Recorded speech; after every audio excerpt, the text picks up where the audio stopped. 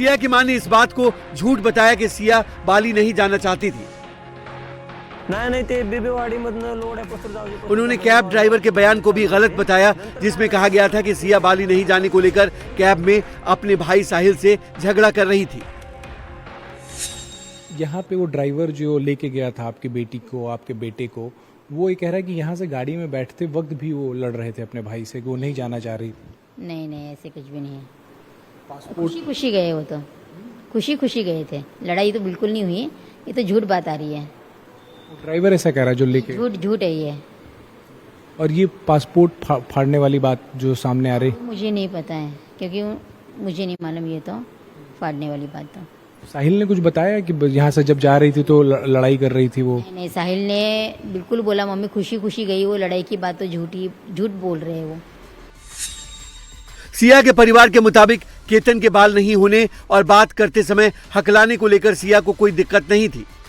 पिता ने कहा कि सिया ने ही केतन के प्रोफाइल देखकर बताया था कि लड़का बहुत अच्छा है।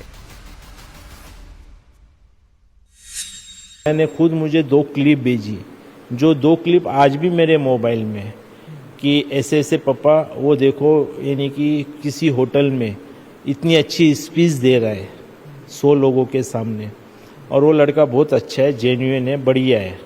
और जो उनका यानी कि एक ग्रुप है बिल्डर लोगों का, उसमें भी केतन जी बैठे हैं और देखो कि ऐसे वो बात कर रहे हैं करके, तो मुझे इसमें कुछ लग नहीं रहा है कि वो बीच बीच में यानी कि रुक के बात कर रहे हैं, और उसके बाल भी मुझे अच्छे लग रहे हैं, तो कोई प्रॉब्लम नहीं है। एक और सिया का परिवार इस बात को मानने को तैयार नहीं है कि सिया इतनी संगीन वारदात में शामिल हो सकती है। दूसरी ओर परिवार ये भी कह रहा है कि अगर वो हत्या की दोषी पाई जाती है तो उसे कठोर से कठोर सजा मिले। आपको नहीं लगता कि आपकी बेटी ने ये किया होगा? जहाँ तक मेरा विचार है कि मेरी बेटी नहीं कर सकती है। मौत तो हुई है, आपको क्या लगता है फिर कैसे मौत हुई केतन अग्रवाल? वो मुझे नहीं पता है कुछ भी। आपको लगता है कि जो भी हत्यारे उनको सजा मिलनी चाहिए? हाँ, जो भी हत्यारा होगा तो उसे सजा मिलनी चाहिए। वही सजा उसे होनी चाहिए, मैं तो यही बोलूँगा। और इसमें गहन से गहन जो भी हैं, यानी कि गहन से गहन पुलिस वाले जो भी है तहकीकात करके और सबूत पेश करके, और मेरी बेटी को सजाए मौत नहीं, जहाँ से केतन जी गिरे हैं, आज हमारा हीरा गिरा है वहाँ से, वही सजा उसकी होनी चाहिए सर। कोर्ट ने केतन अग्रवाल हत्याकांड में सिया गोयल और चेतन चौधरी की पुलिस कस्टडी 3 जुलाई तक बढ़ा दी है।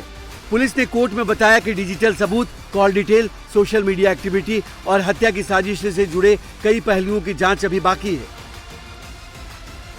पुलिस सिया का क्राइम सीन रिक्रिएट कर चुकी है, जबकि चेतन से भी इसी तरह की पूछताछ की जाएगी।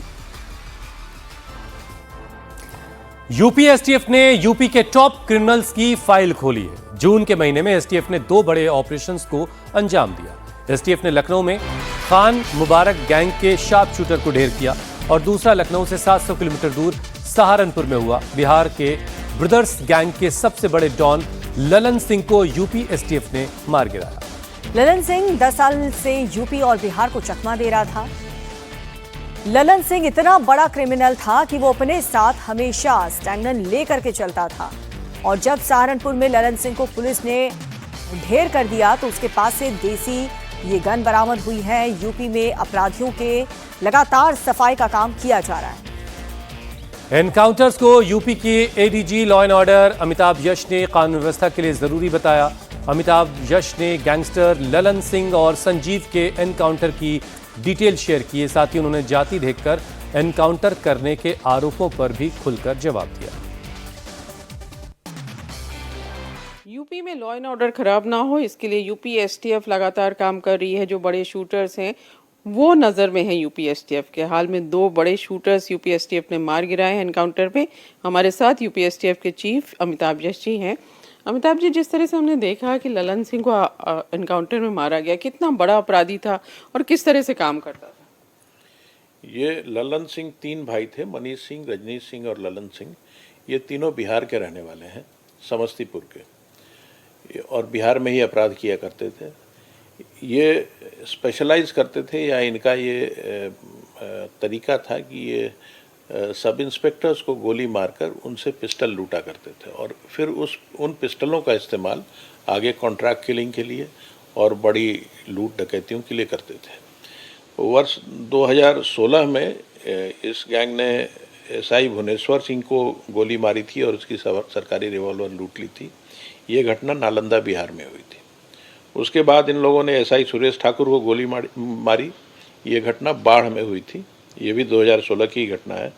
और एसआई आरआर चौधरी की 2016 में ही फतुहा में गोली मारकर पिस्टल लूटी थी। इसके अलावा कई डबल मर्डर्स, ट्रिपल मर्डर्स इनके द्वारा किए गए हैं जो कॉन्ट्रैक्ट किलिंग थे या लूट डकैती के लिए किए गए थे। 2022 में ये पुलिस कस्टडी से फरार हो गए। ये तीनों जुडिशल कस्टडी में थे और जब इन्हें कोर्ट में लाया गया बाढ़ में, जो पटना का एक की तहसील है, वहाँ से ये कस्टडी से फरार हो गए।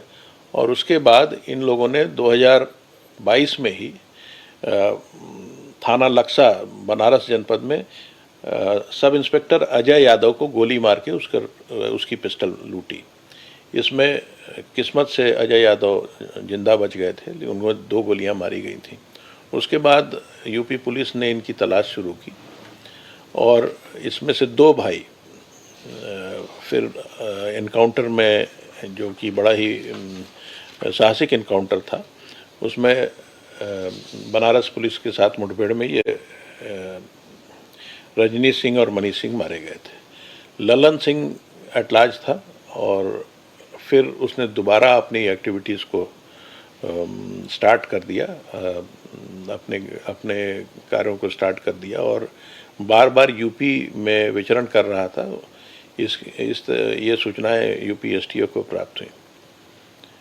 एसटीएफ ने लगातार इसे ट्रैक किया और फाइनली सहारनपुर में इसे मार गिराया। इसके पास से कुछ वेपन्स बरामद हुए हैं और अगर ये नहीं कानून की गिरफ्त में नहीं आता अथवा इसको पुलिस गिरफ्तार नहीं करती यूपी पुलिस, तो निश्चित ही कोई बड़ी घटना को ये अंजाम दे देता और ये लगातार बड़ी घटनाओं को पहले ये गैंग अंजाम देता रहा है। तो इसके मारे जाने से बड़ी घटनाएं प्रिवेंट हुई। इस वक्त की एक बड़ी खबर आपको बता दें, चढ़ावा चोरी के बाद चंपत राय का पहला बयान आया। उन्होंने कहा है कि मुझे जानकारी मिलते ही मैं सक्रिय हो गया। टिन्नू ने गलत किया, इसकी उम्मीद नहीं थी, ये चंपत राय कह रहे हैं। आउटसोर्स स्टाफ को हटाया जाना था, ये भी कहा उन्होंने। मई के महीने में जानकारी होते ही जांच की गई।